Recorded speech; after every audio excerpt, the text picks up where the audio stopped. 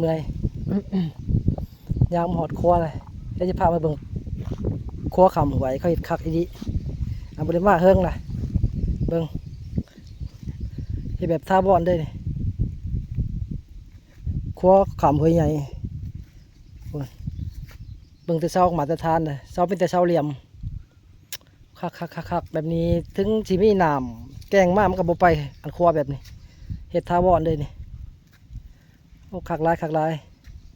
จะเป็นไผ่เนาะเห็ดนี้เนาะชุ่มเสยนี่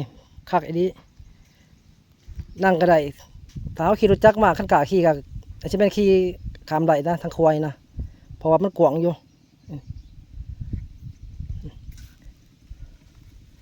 คักหลายคัก